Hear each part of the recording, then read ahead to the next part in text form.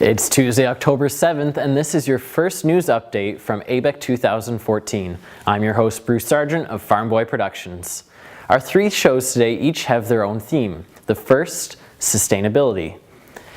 Our first interview is with Maurice Moloney, Group Executive, Food, Health, and Life Science Industries for the Commonwealth Scientific and Industrial Research Organisation in Australia.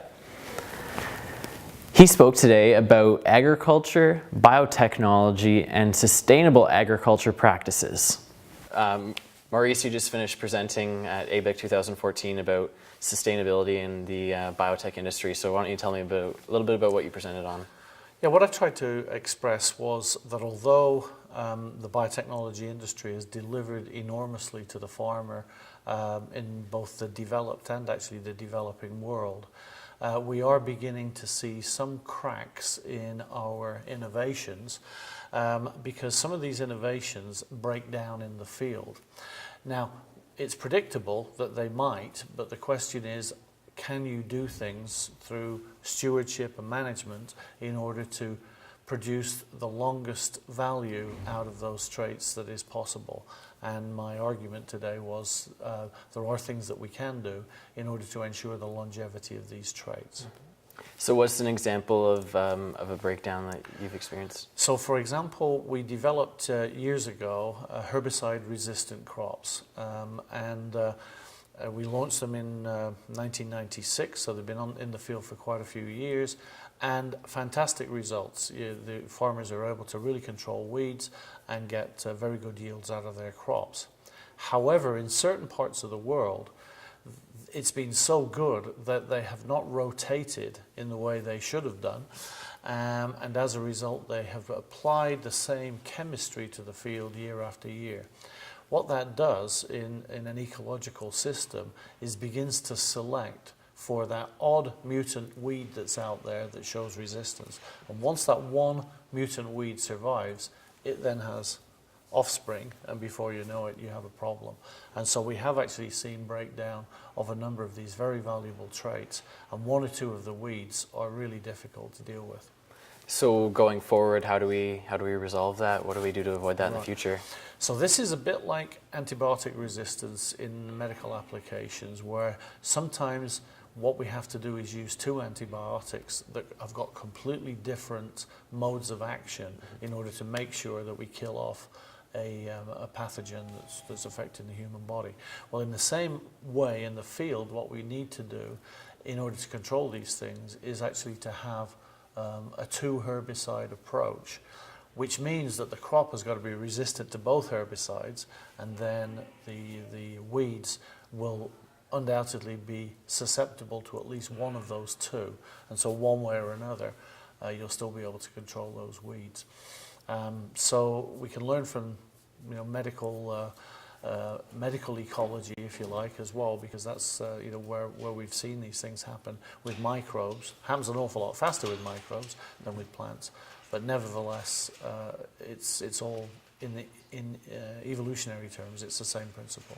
So long term, going down the road, what do we do to make sure that biotech does stay sustainable for all the different areas we're working in? Right, so that's a very important question, because now that we've seen this happen, we ought to be able to plan strategies for the future that avoid these things happening to us. So to make the assumption that it's very rare and very unlikely to happen to us isn't a good strategy. The real strategy is actually to figure out how frequently these things can happen. Is it 1 in a billion? Is it 1 in 10 billion? And then to figure out ways that we manage our rotations, our judicious use of chemicals, our judicious use of the actual genetics of the plant, in order to make sure that we never do the same thing year after year, but rather we change one aspect, whether it's the plant we grow, the chemical we use, the genes that we use for protection. If they are rotated every few years, then we should not see the onset of these breakdowns. Okay, well, great for talking with you, and thanks for taking the time for me. Very pleased to do so. Thank you very much, Bruce. Our second presenter was Maurice Delage of Delage Farms in Indian Head, Saskatchewan. His topic was a farmer's perspective of opportunities in a post-patent environment. Maurice, you're here to talk about the post-patent seed world in North America. So what did you talk about today during the panel? Well, we talked about the timing of patents expiring around biotechnology and the impact that potentially could have in terms of farmers and the farm community. And the most important patent that is expiring this year and early into 2015 is a Roundup Ready patent in soybeans in the United States. It's already expired in Canada, canola.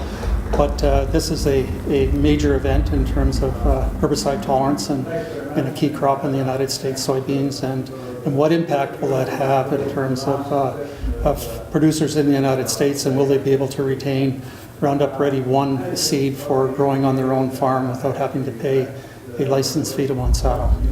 So what's the fear here? What's the risk going forward? I'm not sure there's a fear. I think it's just simply recognizing that the world is now changing in the sense of patents expiring. There's a whole series of other ones that are important that will expire between now and 2022, and so there will be a series of events that will expire that will have a possibility of being genericized. Although this will be challenging because those events, those patents still reside in germplasm and seed, which has patent rights around it in terms of plant breeders' rights, which still are in effect. So it isn't just the fact that a patent expires, but all traits are delivered to the farmer in seed, and so that seed will still have patent IP properties around it that still have to be recognized. I guess the hope here is to preserve the integrity of those traits, right? Going forward? Well, I think what the concern is that as these patents expire, also who maintains those patents globally, because the regulatory process of the import, so you sell out of Canada and it goes to China, the import license that you get from China to allow for your patent event, in the case of Liberty Link canola or Roundup Ready canola, still has to have clearances in the importing country. And so when a patent expires and the innovator is no longer commercially interested, how is that maintained? How do we make sure that as farmers we continue to have global access to these markets that are critical to our success? And critical because of the amount of exports, the dollar value, I guess. Right.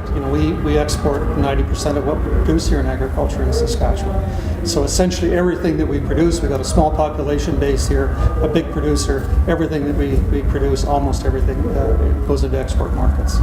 Well, very interesting. Thanks for taking the time to sit and talk with me today. You're welcome. Thanks for watching today's show. Tune in later to see our broadcast covering some of today's innovation presentations.